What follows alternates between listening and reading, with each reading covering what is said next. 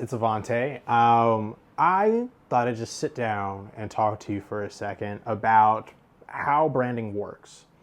And I think this is actually really important for anybody to know. And the reason I think this is important is because when we talk about interacting in this world, what you really interact with, especially through digital platforms or when you buy stuff at a store, is you're interacting with the brand. You're never interacting with the person or the company. And so we're just going to talk about it. I don't know how long this thing is going to run, but I need you to just rock with me. Just rock with me for a bit. So let's talk about what branding actually is. And I did a shorter video on this at some point, but branding is all about perception, right? Which is a weird thing to focus on. When I got into branding, I didn't think I was going to get into the work of perception, of how we perceive things, but I came in as a graphic designer who kept wanting to do more things. And after a while, I realized that, when we talk about communication, when we talk about how we talk to people, what they hear from us, it's all about perception. And I found very early on that me being black and from Atlanta actually equipped me for branding. As a black kid, I grew up being aware that the way you are seen is not the way you are. A lot of us deal with this, right? And when you're coming from those places, I'm sorry, I just got mad distracted. My TV's still on. Goodbye, BBC. All right, there we go. Okay. So coming from Atlanta, I was taught at a young age, like, you're black, you're going to be perceived. People are going to see you and they are going to think something. And we all do this every day. And it's not that there's a problem with that. It's just, this is the rule of the world. And we are not going to get into what should or should not be in this video. We're just going to talk about what is. And so the fact of the matter is that when you walk into a space, when I step onto this screen and I'm on your phone, your tablet, your whatever you're using to watch this or listen to it, you're seeing me a certain way. And this shirt, this watch, these glasses, this beard, this wall, these paintings, the colors, everything, the way this is composed is all influencing how you see me. And when I say see me, I mean in the concept of like what you think of me, what you think I'm going to say, how do you think I'm going to come across? And even as we're talking right now, this is influencing the way that you think about the rest of this video and the rest of the stuff that we're talking about here. Branding, and when I first got into branding, I thought it was really going to be about the graphic design work. I really thought it was going to be about designing logos, designing packages, designing websites, designing things that had a consistent feel across a lot of different pieces, right? Across apps, websites, print, video, all these kind of things. What I learned very quickly is that it's actually not very quickly at all, very slowly. What I learned though is that branding is about how we live in people's minds. When I show up somewhere, when I walk into a room and you don't know me, what do you think of me? What do you think about me? As a kid with anxiety, I also used to think about that one a lot. Like, what do people think about me? And funny enough, professionally, that's now my focus, is like, how do people feel about others, other things, other people, other places? And so when we focus on that feeling, right, what that feeling is, that's really the brand, right? When we talk about Nike, we talk about purchasing shoes from Nike or J's or buying tea or coffee from Starbucks. Part of it is about the service and the experience. Yeah, like definitely. But even in those parts, it's to make you feel that this whole thing is working out in a way that makes more sense, that feels more unique, that feels sporty or feels comfortable or feels welcoming or makes it easier for you to purchase, right? So in branding, we think about things of like, how many clicks does it take to get you from a new website to seeing an object, and then how many clicks does it take from seeing that object to getting it in the cart and purchasing it? In marketing, we consider that a click funnel, right? But if we're just talking about human beings, that's just how we buy things, right? So if I'm aware that when you come to my website that, yo, you got to buy stuff, and I start designing to make it easier for you to buy it, I'm working in branding. And when your focus is really based off of that perception about how other people feel, then you're a brand strategist, right? Because your idea and your focus is, what do we need to create to make you feel this way? And when you say it like that, I always felt so bad saying that. But in reality, that's what it is. That's what we're dealing with here, right? Is I am trying to get inside your mind and trying to push on a couple of levers here and there to make you feel something. And I'm not really worried about your free will, as much as we wish we could say that we were. And I want you to buy this thing. I want you to like, subscribe, comment, follow, share, do all these things, do all these actions. And yeah, that means there's a little bit of psychology and like manipulation involved.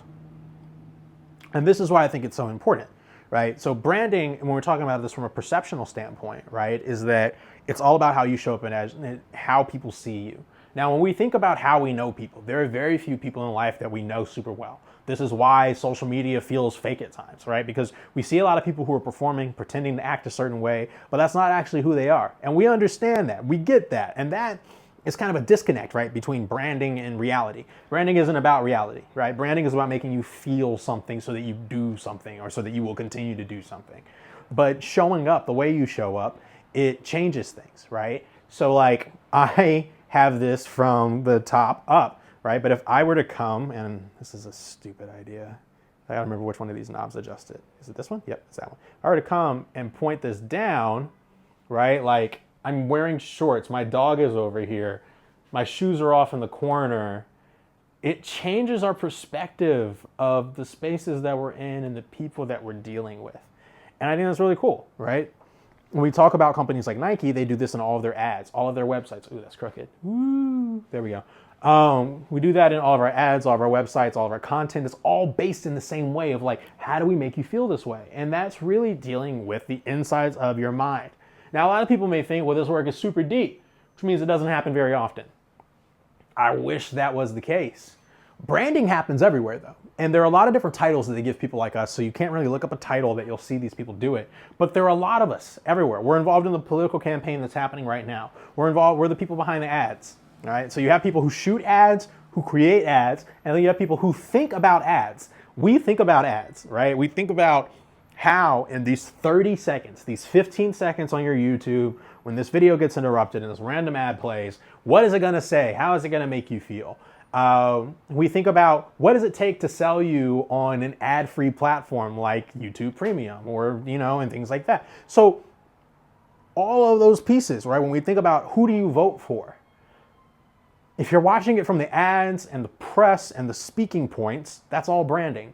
When you're looking at a company and you're looking at their quarterly report and their ads and the way that their company employees talk about them and their conferences and their social media, that's all branding. When we talk about individual people and how they show up on social media, whether they mean to or not, what they post, the parts of their lives that they share, that is branding.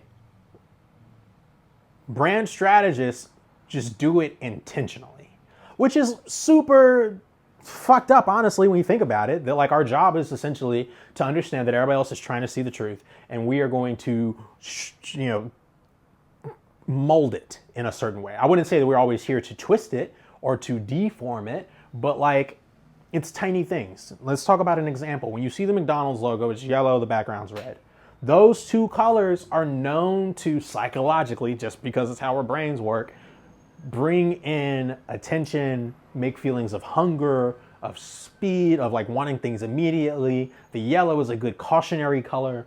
And so we call that color theory, right? It's the theory of how these colors make us feel for signs. If we do like blue, like my walls, for a wall, it's a very calming, but it's an awake color, right? Knowing these things means that when we come into a space and someone goes, I want to feel this way, or I want my people to feel this way, or I want these guys to vote for me, then we go, cool, let's paint the wall blue, let's put up some posters, let's do this thing.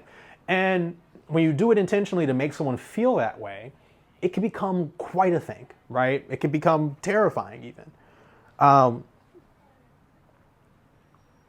And this happens at every level, right? So let's break this down. First, we have the individual, as we said, the person. The person, you, me, whoever. We exist as an individual. We're not making revenue off of our existence.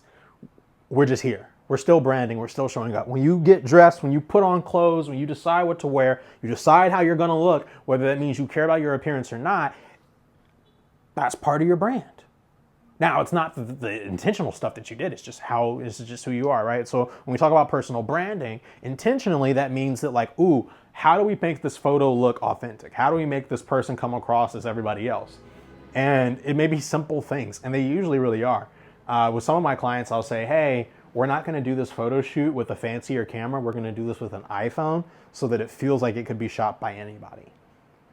And people go, oh, okay, like, and stuff like that, right? When we shoot video, we shoot from an iPhone a lot of times so that it feels very approachable to middle America, to our average viewers.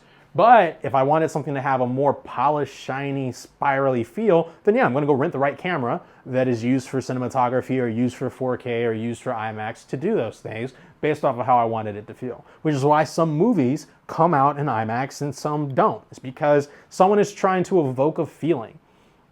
As a person, this is done through things of the way that we talk, the way that we stand, the way that we show up in places, right? When we do personal branding, I'm talking about someone's clothing, but a lot of times I'm actually talking about the phrases that they use, how they stand, how do they show up, right? How do they actually present themselves to the room? Do they hunch? Do they not? Do they lean back, right? Do they slouch in the corner? Do they turn away? Are they always on their phone? All of those little things, all those little things of them just existing make people feel a certain way. And so it's understanding which of those things we can use. And then understanding how to flip that perception when necessary, right? Say they make a mistake. Say they say something they shouldn't have said and they get canceled for it. Then branding is about making sure that their crisis, the reputation management, or whatever's going on, that it has minimal impact on the rest of their business.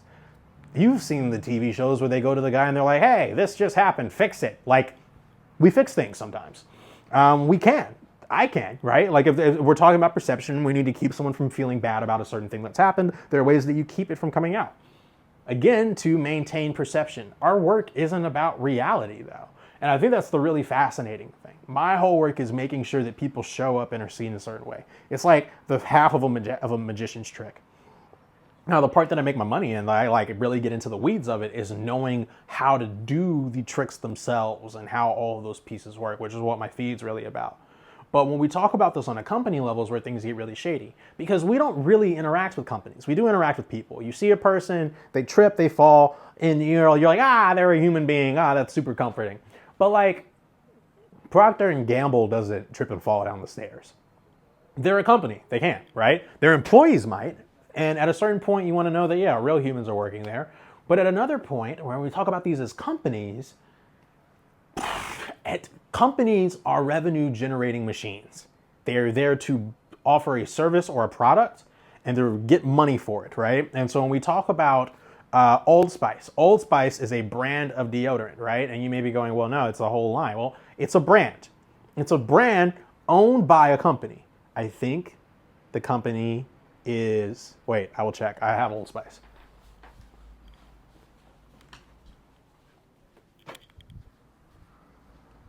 I was right. Procter & Gamble. I have Old Spice. So on the back of this label, there is a spot that has this little logo right there. You see that? That tells you the actual company behind this.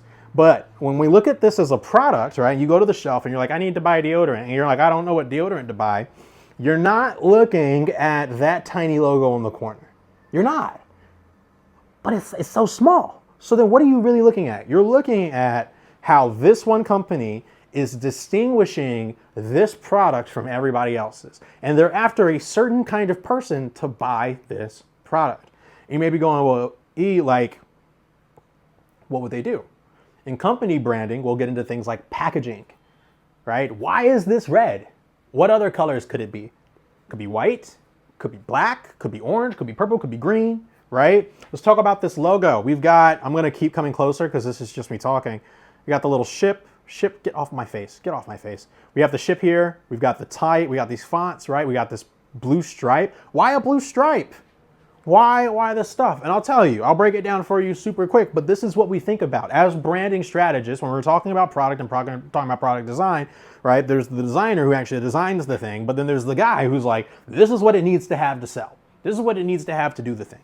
So, let's talk about it. Red catches people's attention. It's a classic color for Old Spice. It's actually been part of their color palette for a really long time.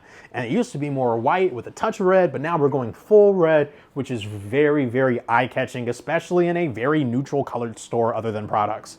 The white draws your eyes in. It tells you where to look. And then having white makes it really easy to read. So you're like, whoop, got it. I'm looking at it. Now, the fun thing here is this font for Pure Sport is like, we call that a sans serif font. And it's to give the feeling that it's new, that it's like fancy. And then under it, you've got it in italics. It says high endurance with a little registered mark because it's a trademark. All these little pieces are coming together in a company to change how you do it. Even when we look on the back of this, right? There are people whose jobs, usually my job, would be something like this. So, contains odor-fighting atomic robots that shoot lasers at your stench monsters and replaces them with fresh, clean, masculine scent elves. There are a lot of quotes in that, but the fact that this is the first thing at the top is so that when you grab it and you flip it over, you don't look at the ingredients, you don't look at the other stuff, you look at that really fancy piece of text, or what we call copy, right, that says something cool, says something funny, says something pithy, says something that makes you want to buy. We also have the color of the deodorant. A lot of times they use dyes or other things to make these colors work, and so you have to ask the question, what color do you pick? Blue is a great color. Blue is an oddly great color for a lot of this stuff. So is green, so is white. These are colors of health, medical stuff, of wellness, and this is just base color theory, right? But when we talk about company branding, right, we talk about that we can go into Target, we can go into Walmart, and almost 80% of the stuff in the body care section is owned by two companies. But there are a million different brands, and that causes confusion for a lot of us, right? Where you're getting ads about Old Spice or Dove or Axe or the other ones, Degree, right? Like, it's so easy to not know which one to purchase, and you get into the aisle and you're stuck there and you're picking one up and you're sniffing it, and then you're looking at it and you're like, well, this one says that it has atomic robots in it, but the other one says that it keeps you fresh all day. Which one will do the job? It's deodorant. All works about the same a lot of the times. Every now and then there's a special product, but when we're talking about average price point and pricing really being how we know these things, everything else that makes this feel special is branding, not the product. The product when it comes to Old Spice is this blue stuff, right? And it's really not even the blue part of it. It's the clearer part of it that makes it an antiperspirant and a deodorant, right? And that is the product. Everything else about how this product shows up, the little whistle, the colors, that's all branding. It's all made you to feel a certain way. And so when you feel whimsical because a comedian that you know and love pops up in a commercial and is talking about how men love good smells too, and it makes you go, I do love good smells, I do. And you buy it, you've been suckered. Just in all honesty, right? We call this all different things in marketing, but at the end of the day, it's really the overarching message is about branding. It's about the fact that that deodorant isn't different than the other deodorant. Men's and women's products, these are hilarious. Razors. Like, Gillette is great at this. They have a women's razor line called Venus, and then they have a men's razor line called Gillette. It's still Gillette. There are no differences in the razors. They just look different. And they look different because that's packaging and product design, and that is branding. The whole idea of a manly line that looks tougher. Looks tougher is about perception. That's branding. When we talk about a political opponent, or we talk about a party, or we talk about a company caring about people, that's branding. And that's really tough, right? When we talk about a company showing up in a neighborhood. Why did the company show up? Well, it's because they genuinely care. No, here's the deal. If they aren't the type of corporation that's doing the tax give-backs and that kind of stuff, usually they're there to make money. A business exists to make money. A politician exists to be voted for, right? So they want to make money. They understand that along the way, you have to build trust. And a good way to build trust is to volunteer in a neighborhood, is to be a part of some social impact message. It's why for multiple years, we saw in tech, these companies hiring Black and brown employees to make up their DEI or diversity, equity, and inclusion boards, and essentially just not do anything with them. These were guys who were getting paid hundreds of thousands of dollars to sit on their butts, to not do much, or to pitch programs that were never going to get rolled out. Now, 2 years down the road, 3 years down the road, 4 years down the road, and those departments are being cut. because they didn't accomplish anything. Or that's the argument that's being thrown out there. Not because they didn't get the chance to or they didn't want to, but because they literally were not allowed to. That's branding. It sounds really good to say you have a diversity, equity, and inclusion board or department, but if you don't do anything with them, what's like having them for? But sometimes optics matter more than results. And especially for these companies, if they can tell you, they can tell me, hey, we care, we showed up for this event, we waved, we smiled, we gave our thing, we gave the check, we're going back to work. That can make us feel like they care. And there's nothing wrong with supporting a company that does these things, as long as we know at the end of the day that the reason that they're doing it is not for you to feel better. It's for you to trust them and buy their stuff. Just in all honesty. But that's where branding comes in, right? Now, let's talk about it on a bigger level. Branding can also be on a systemic level. Like, we talk about it for companies. Companies are doing money. But what if the goal isn't money? What if the goal is something much larger, like changing the way a generation feels about something? That's still branding. And we've done it. We actually have. We've had multiple campaigns that have gone out that have been more than just selling a product. There have been some that have tried to toe the line. Got Milk was an advertising campaign done by strategists to get people to buy milk, believe that milk was more important. But on top of that was a much larger campaign to make milk vital, cow's milk, vital to our daily diets and nutrition.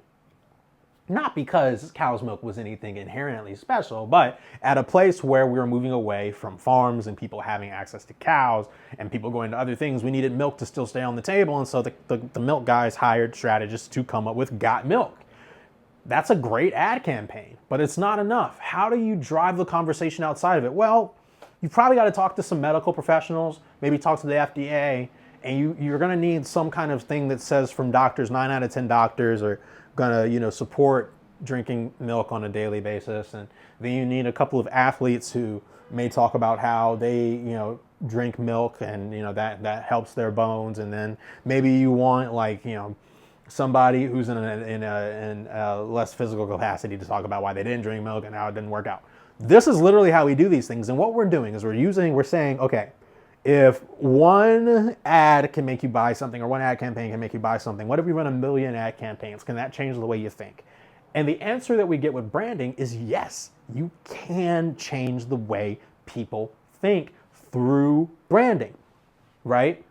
We can change the way full systems work by changing a conversation, by making people feel a certain way about a thing. Sometimes your parents or your guardian may have done this.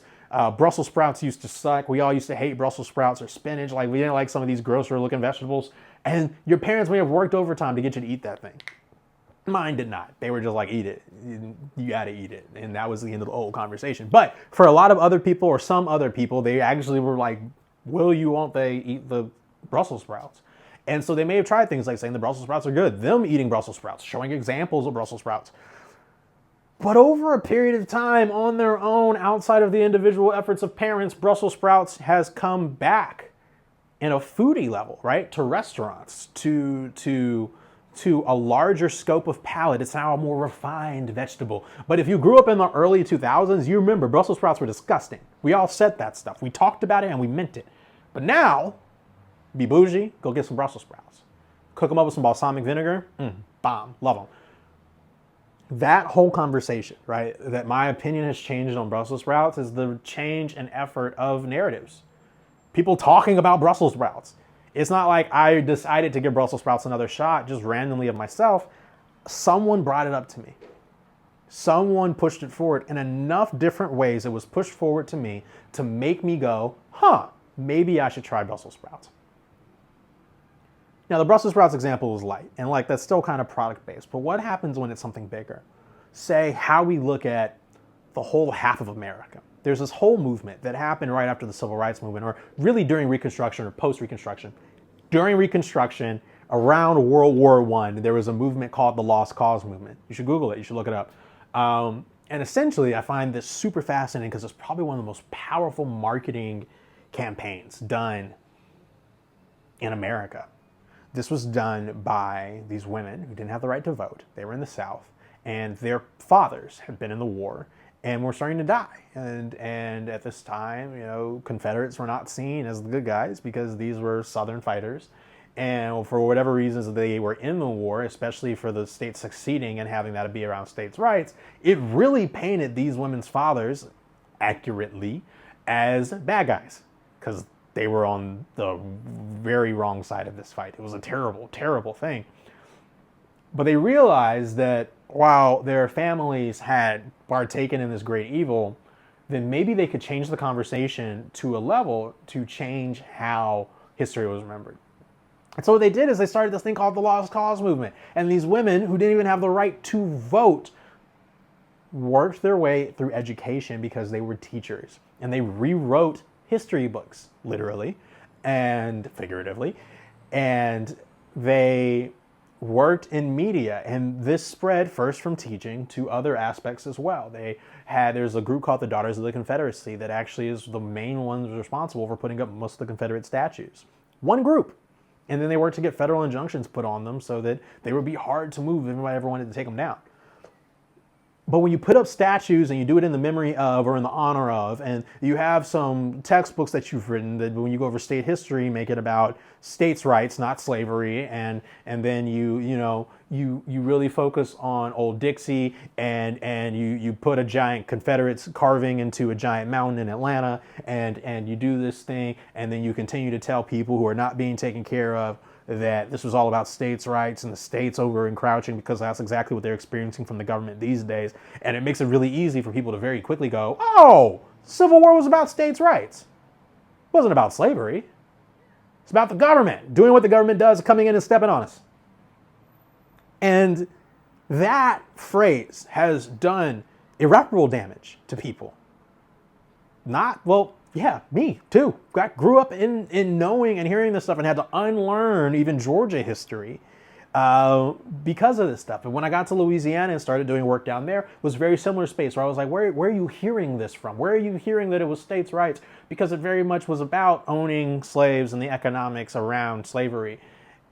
But because their textbooks have been changed, their press have been changed, movies were coming out that back these things up. All this stuff happened. You change the way that people talk about something, and suddenly you change the whole culture and generation. And so here we are in 2024. The Civil War ended in 1864? The Lost Cause movement happened in the 1913 to 1930. We're almost 100 years removed from it, and we're still having to do work today to fix that narrative because it does so much pain and causes so much fragmentation in our communities, and it's just not accurate. But because people wanted to protect their families, their family members, they focused on it. And they found that to drive a narrative, it takes multiple different aspects. To make someone feel that this thing was okay, we need to do a lot of different stuff. We can't just say it. We got to have parades. We got to have songs. We've got to have festivals. We've got to have flags. We've got to have statues. And then we've got to build this in such a way that anytime someone attacks it, we can go back to our history and say it was all about states' rights. That is a multi-year plan. Right? That is brand strategy to its highest extent. Because what you're saying is, we don't want to just perceive the way that you see this company or you see this person. I want to change the way that you see the world in this aspect. And it's powerful. And the reason this was able to happen was through owning printing press, owning what we call the distribution of media, the ways that we share things, whether it's a text message or TikTok or all this stuff. Well, back in the day, there were only a few ways to distribute that stuff. And so if you happen to have the money because you had made a lot of money and you benefited from slavery, and then you were able to take that money and reinvest it in producing books or mail or any infrastructure of phones or any of that kind of stuff, or TV or radio or entertainment, which were the ways that we enjoyed ourselves during that time period, us collectively, not just black people. It's very easy to change the way a whole group of people see a conversation. And now the generation who's younger than me is driving it forward. We're seeing this through Ukraine and Russia. We're seeing this with the United States election in 2024 that's going on right now. We're seeing this with Palestine and Israel, where these are old institutions that existed to maintain narratives. And we're using different means to distribute. And so they're having to, their perception isn't holding up because the ways that they were communicating and maintaining their strength aren't the things they're using anymore. What they need, ironically, is a brand strategist. But I'm busy making sure that you guys know this because I think this is really important. When we're talking about issues that pop up that you say, whether it's a trend, whether it's in the news, and regardless of how you learn about the news, you don't have to be on BBC or NPR, right? You could get it from TikTok or from Instagram. It's gonna reach you. You can't avoid it. But like once you get that stuff, what you do with it is so powerful because if you understand that it's branding, you understand that this is all about perception, that it's not just the video you're watching, it's the video is trying to make you feel a certain thing, then you can call it out and you can also use it to your advantage. If you know that Old Spice is part of Procter & Gamble and you want to find out what companies to or to not support, suddenly you can look at one single company, look at their financial stuff and go, all of these brands are under this one company. I'm just going to avoid that company altogether. It allows us to make really powerful moves, right? And so, I don't really know how to end this damn thing. But I want you to understand that like when we talk about branding, I think this is so important for every person to get at some level, that there are people whose whole job is based not in reality, but in how you perceive reality, how you know what it is, how you know what real is. And they change it. We change it all the time just so that we can make more money and we can have nicer things, but not so that you can be more informed or you can be more empowered. And it's disgusting and I'm sick of it. But we all have jobs to do. And so I still work in this, but I try to do my best to work for the good guys. And like my clients are people that I want y'all to meet at some point. And like, I want you to get to see the work that I do, but I have to be very clear that when we talk about branding, we are talking about a really, really gray area. We're messing with people's minds, right? We're making you feel things that you may not have wanted to feel. And we've been doing it for so long that you don't even know if you wanted to feel it anymore. Whether you're meeting a person, buying something from a company, or reading something in the news, you are being influenced by these brand strategists on a regular basis who are people who are deciding packaging colors or fonts. And yeah, that individual thing by itself may not make that big of a difference. But that's what brands are called, ecosystems. They're called worlds because they have a lot of different things. They have plants and animals. They have atmosphere and water. And like, I'll break down the ecosystem of a brand at some point in another video thing. I think this is called a video as I don't know. I'm trying to teach and trying to learn at the same time.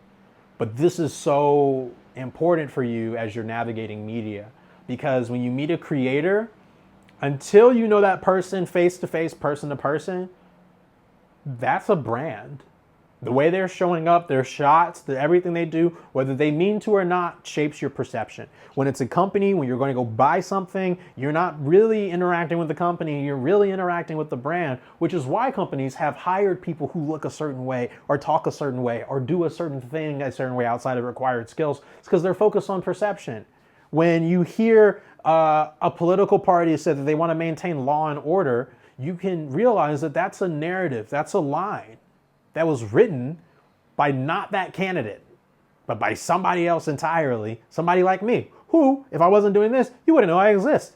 But I've worked really hard to make sure that you can find me, right? That Avante Daniels pops up so that you see that it's very easy for an individual to do this. You can run your own brand to an extent. You can drive action and build followers, and you can drive that action way beyond anything that you may have thought about at this point. But that power needs to be handled with care because it has real world consequences. When Alex Jones is out here saying that Sandy Hook is a hoax, how does that make not only the parents feel, but how does that change the conversation around school shootings, right? Those are the questions that we now have to ask. And the reason that we have to ask them is because of people like me. So thanks for watching. If you made it to the end of this, good Lord, 34 minutes. I will drop one of these when I can. I'm not going to make any promises on things. Life is crazy. Work is work. And at the end of the day, my joy and passion is teaching, but like I do have clients.